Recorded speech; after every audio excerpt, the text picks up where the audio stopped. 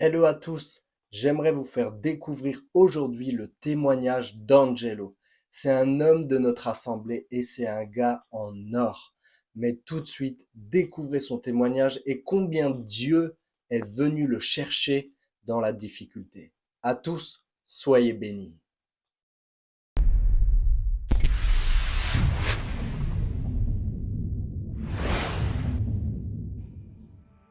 Tout a commencé le vendredi 19 décembre 2008. Mon fils aîné, Jérémy, comme tous les matins, il part au lycée. Mais ce jour-là, il n'arrivera jamais au lycée.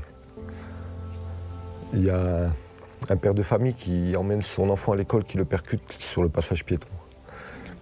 Puis il le tue.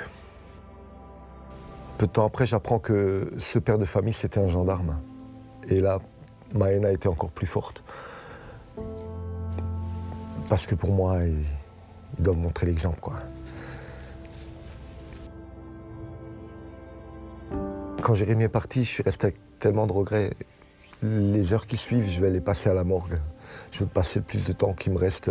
Je passe des heures là, je m'endors même dans cette morgue froide. Et à cette période, on est à quelques jours des fêtes de Noël, 5 jours. Les fêtes de Noël, c'est des moments de joie, des moments où on offre des cadeaux aux enfants. Et ce jour-là, je réalise que j'offre un cercueil à mon fils.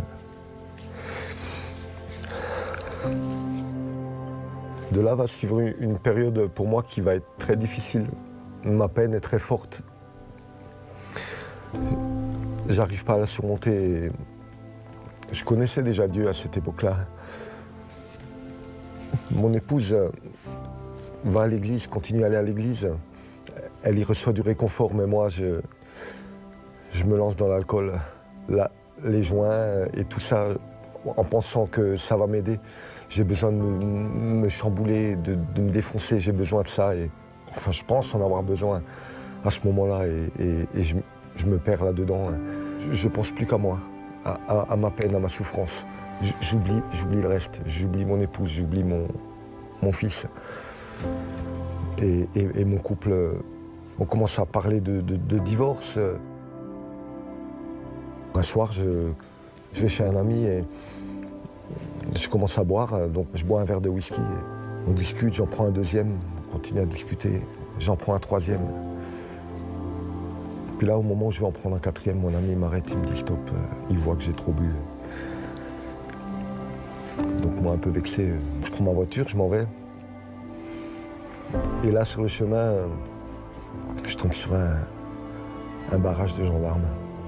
Alors déjà, quand je les vois, ça fait que ranimer ce qu'il y avait en moi par rapport à eux, quoi. Le gendarme, bonsoir, contrôle d'alcoolémie, et il me dit, est-ce que vous avez bu? Donc là, je mens. Je mens parce que je dis oui, une bière. Il me tend l'alcotest. Je le souffle, je lui redonne, il regarde, il lève la tête, il me regarde, il me dit, c'est bon, monsieur, circulez. Et là, j'y crois pas ce que j'entends. Bon, je pars et à ce moment-là, Dieu me parle dans mon cœur. Je sens que Dieu me parle. Et ça faisait un bail que je l'entendais plus. Et là, Jésus me dit qu'il a pleuré à mes côtés. Qu'il comprenait. Et ces paroles, elles étaient douces, mais en même temps, je sentais la gravité de ces paroles. Et j'étais persuadé que si je continuais, il ne serait plus à mes côtés à ce moment-là, quoi. Et je sentais aussi que Jésus me tendait la main ce soir-là. Mais c'était ce soir-là qu'il me l'attendait. C'était pas le lendemain ou un autre jour, c'était ce soir-là. Et moi, fatigué, je l'ai saisi, quoi. Quand je l'ai saisi, ça pouvait commencer la restauration de mon couple. Mais c'était pas non plus facile parce qu'il y avait le pardon. Le pardon. J'en ai versé encore beaucoup de larmes pour arriver à pardonner parce que pardonner à l'homme qui a renversé, c'était pour moi pas possible. J'en voulais tellement. Mais un jour, je lisais ma Bible. Et là, dans Matthieu 6, au verset 14 et 15, je lis « Si vous ne pardonnez pas aux autres, le mal qu'on vous fait, votre Père qui est dans les cieux vous pardonnera pas non plus. » Mais si vous pardonnez le mal que vous faites, votre Père qui est dans les cieux, il vous pardonnera aussi le mal que vous faites. Et ce verset, je l'ai pris comme un coup de massue. Ça m'a fait tilt, quoi. J'ai dit, waouh, c'est... Parce que je pensais à cet homme quand je lis ça. Et j'ai dit, c'est ça, c'est le pardon. C'est le pardon qui va me libérer, quoi. Avec l'aide de Dieu, je suis arrivé à pardonner, parce que humainement, c'est pas possible. Mais ce que je peux dire, c'est qu'au jour d'aujourd'hui, je suis biker, on distribue la Bible sous le mode de la Biker Bible. Et au jour d'aujourd'hui, j'ai distribué déjà des Bibles à des gendarmes. Et j'espère pouvoir le faire encore, parce que je sais que Dieu m'a complètement libéré, quoi, à travers le pardon.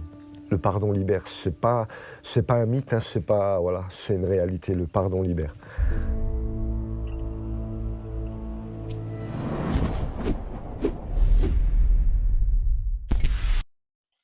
Waouh! Extraordinaire, non? Mais vous voyez l'importance du pardon. Et je peux vous dire combien de fois mon grand-père m'a dit des dizaines et des dizaines de guérisons qu'il a vu pouvoir s'accomplir parce qu'à un moment, les gens ont accepté de pardonner. Le pardon peut vous bloquer dans tellement de situations. Et surtout, le plus important, Dieu nous a pardonné. Nous devons aussi pardonner. Même si des fois, comme ici, on peut voir que c'est hyper difficile. Mais avec Dieu, rien n'est impossible. Allez, soyez bénis. Ciao, ciao.